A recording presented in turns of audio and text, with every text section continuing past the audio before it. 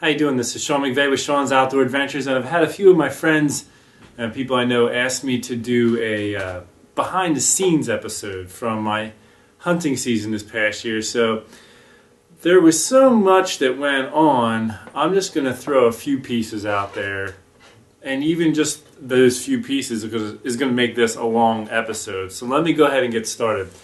The season started off real early in September for me. I went down to Maryland to a spot that I had just walked through briefly one time. I was going to try to get a deer harvest down before the map reading challenge so that I could do more videoing of the other guys. So I was on this hunt. All I saw was a little, like, year-and-a-half old 6, 7, 8 point, whatever it was, and a bear. And I got down around 11. I'm packing up my stuff, and I turn around, and right down through the woods about 40 yards from me is a bachelor group of bucks going down through the woods, including a nice big 3.5-year-old 7 point. Definitely a shooter for public land.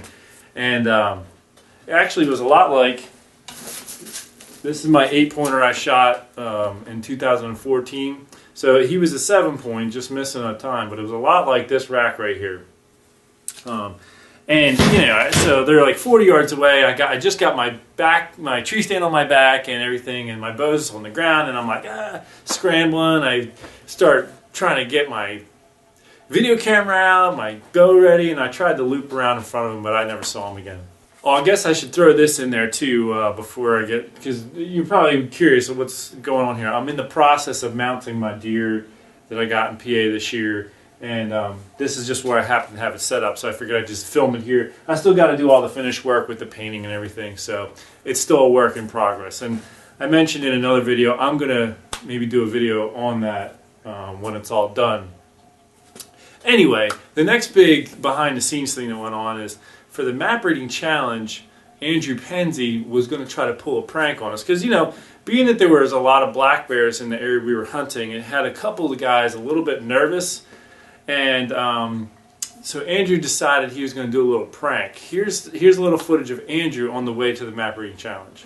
And I'm really excited to go hunting, but I'm also really excited to pull a prank on the other guys. And I have this little bear behind me that I found, and I just thought, oh, this might be the perfect prank to pull on these guys. I'll tie them up in a tree at night or something like that, and hopefully I'll catch them off guard and scare the pants off them. So Sean, Louie, and Pat, better watch out. Hopefully this will play out like I wanted to. Now, while the map reading challenge was going on, I mean, it's a pretty intense thing. There's a lot of hiking. It's hot days, and Andrew had put that bear on a tree right by my tent. Well, actually, he put it somewhere else, and we were just walking right past it and didn't even see it. So then he moved it over and thought, maybe if I put it right next to Sean's tent. Well, that whole evening, it was pitch black by the time we were back in camp, and we're all walking right past it. I think somebody finally saw it, or maybe he had to point it out to us. I can't remember that right now, but I guess because I was so tired, I didn't even hardly react. Here's a little footage of me recording after we found out about the bear. All right, it's the end of the first full day, day 2 of our challenge here, and Andrew was trying to mess with me, and he put a bear cub on the tree next to my tent. But I didn't even see it. Actually, Pat saw. I'm trying to get the focus here. It's dark. So yeah, we are at the end of the day here, and we got our campfire going. Walk down to that, and so everyone's had the opportunity to shoot, which is a success in my mind.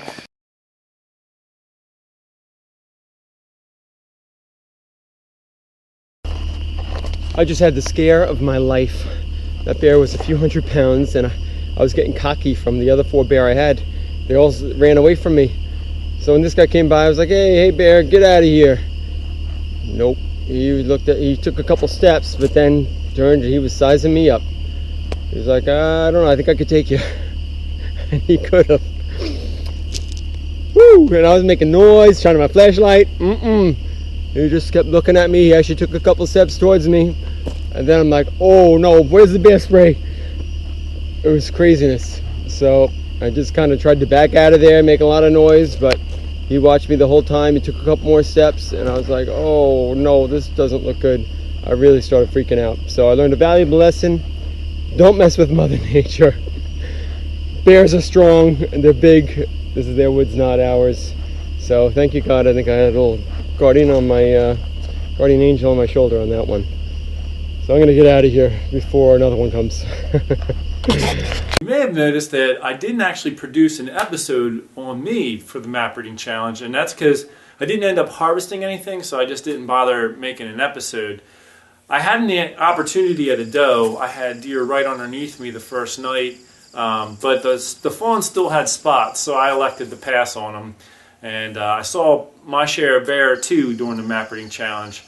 But it was a good learning curve because I had spent a lot of time, filming and doing stuff during the scouting segment of this whole challenge that I didn't really scout my spot hardly at all. And so going into the future, I will definitely make sure I up my game a little bit on the scouting. The last two things I'll bring up with the map reading challenge is while we were there, one of the days, one of the rangers came in and started talking to us, and I was like, hey, do you want to see our hunting licenses? Because normally that's one of the first questions if a ranger comes up to you. He's like, nah, yeah, that's probably a good idea. And so we were chatting for a while, and I said, hey, do you mind if I get a little video of you as you're pulling out? He's like, well, just you can't have my face in there, but otherwise you can, have the vehicle. I was like, okay, so I got a little footage of that.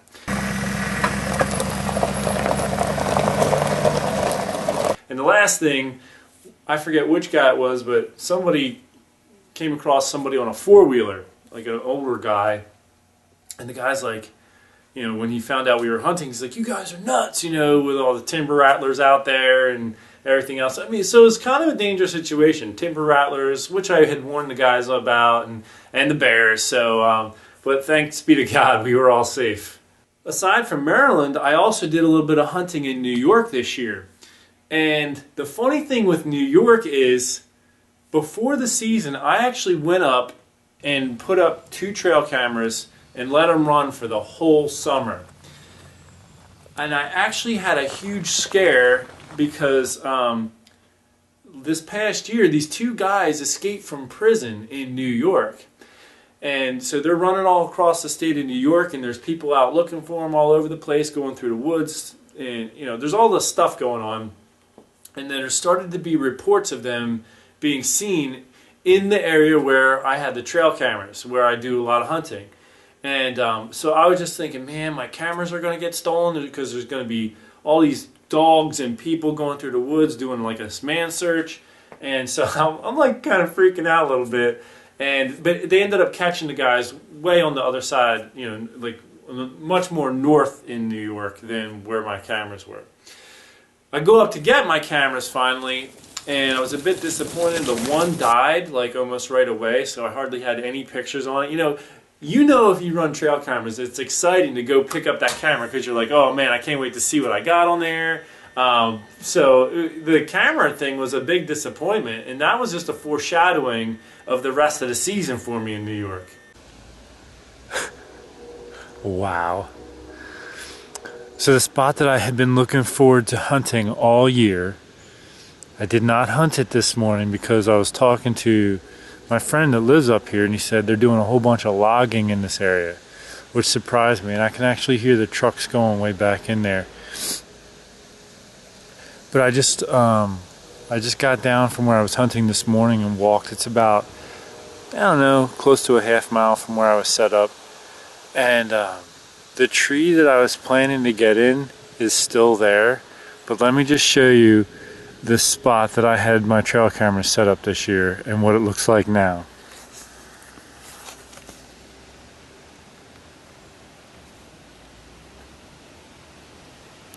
This is the tree I was planning to hunt in, right here. And they put a logging road in right next to it. Isn't that crazy?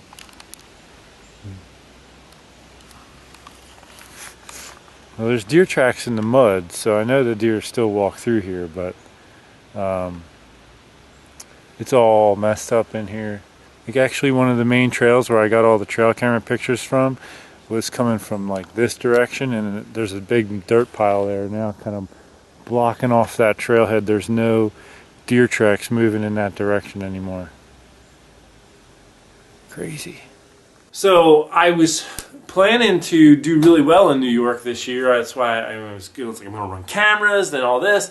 And, you know, everything just kind of fell apart. And the spots that I wanted to hunt were all getting logged, and it was a disaster. So I was trying other spots that I hadn't really prepared for. And one day I decided to go along this old hiking trail, and I didn't expect there to be anybody out walking around. And I hear this little bell ringing, and I look down through the woods a couple hundred yards. Well, here a guy is walking with a gun and his dog, and the dog has a bell on it. And I'm thinking, oh my goodness, they walk right up. Hey. At one point I'm like, hey, and the guy didn't hear me or anything. And then after he got past, he kind of stopped and started looking around. I mean, I could have yelled again, but I just let him go. And a little while later in that hunt, I did a little calling and had 2 little bucks come in right underneath me, but I passed because they were just 1.5-year-old bucks.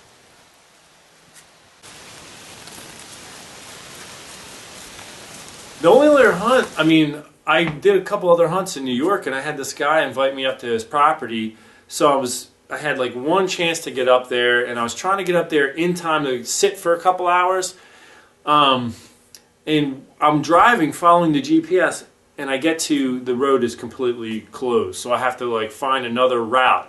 And I'm just like going, it took me a whole extra hour because of this nonsense. And it just ruined the hunt. I just didn't have time to get it set up in the woods. And again, everything was falling apart. So New York was rough for me this year. Now, one of the funny things, I ended up getting this nice buck in Pennsylvania.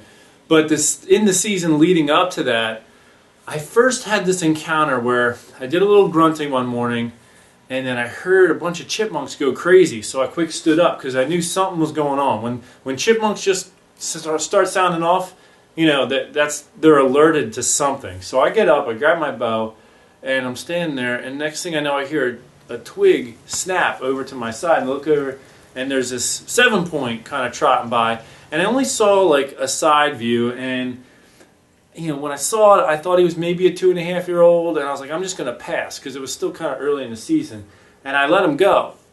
And then like later that week, I went back to the same area, and I did a little grunting again, and I happened to look over, and I see this buck just thrashing, you know, trees and making scrapes, and he was basically trying to intimidate. And so I kept snort-wheezing at him and grunting at him, trying to do something to get him to come over. And he was really not happy. And he just kept walking back to this tree, to that tree, and just thrashing it. But in the process, I got a good look at him front on, and I could see, you know, his spread was out to the tips of his ears. Like, you know, again, like this buck here, this is a 3.5-year-old. And typically, you know, their spread is going to be out to the very tips of the ears. And I was thinking, man, that's a 3.5-year-old buck. I at that glimpse when I first looked at him, I didn't know. And now that I was getting a real long look at him, I was thinking, man, I would have shot him if I would have known. And I was ready to shoot him that night. I just couldn't get him to come in. And I'm glad. I mean, I ended up getting this buck here. But that same hunt, I saw 3 different black bear on that hunt, including one real big one. And after I had turned off the video camera, he like stood up and looked right at me, like 40 yards away. He must have got a little bit of my scent or something. And you know, I just saw a lot of black bear hunting in Pennsylvania this year. And then I had, you know, some good stuff happen, you know, with this buck here. I went out to hunt with Josh, and I actually recorded a brief segment with Josh at the base of the tree when I had climbed down and he came down and met up with me before we got on the trail, the blood trail. And when I aired the episode with this buck, I still hadn't gotten in touch with Josh just to find out, is it okay if I use that segment? Because I, you know, wanted to make sure I had permission. And so anyway, I aired the episode before I heard back from him. But here's that little clip. I want to include it here. Meet Josh.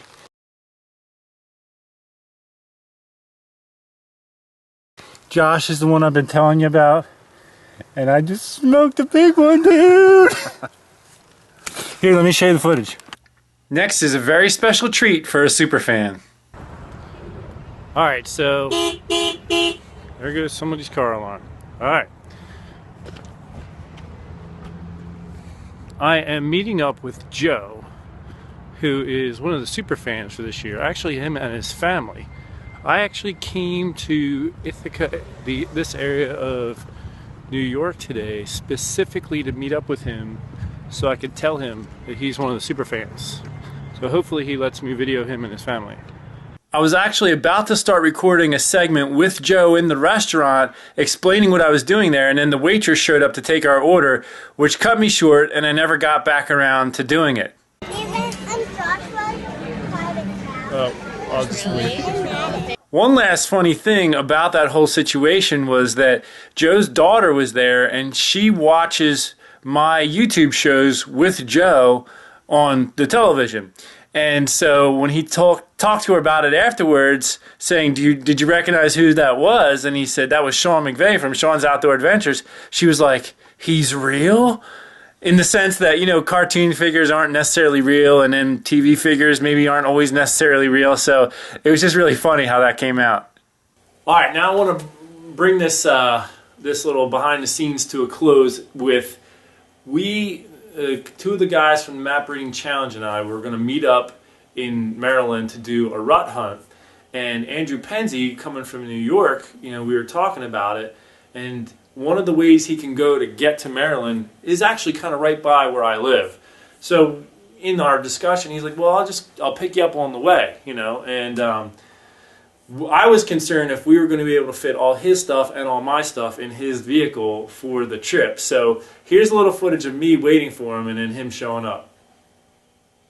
Well, here is my stuff here. So I got that pile, and all this stuff here.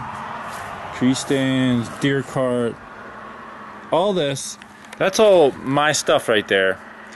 And Andrew Penzie is coming right now from New York, and we're going to go back to base camp and meet Lewis there for round 2 in the Map Reading Challenge and see if we can score on our buck tags, Andrew and I.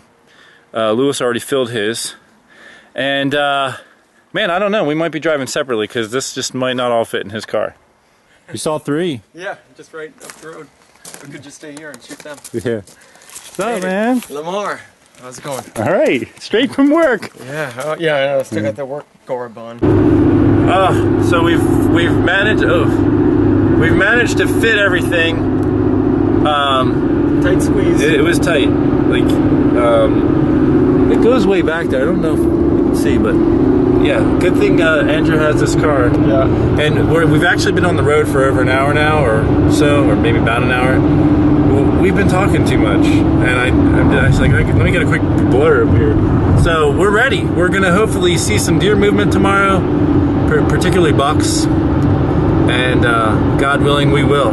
It's a good plan. Any predictions?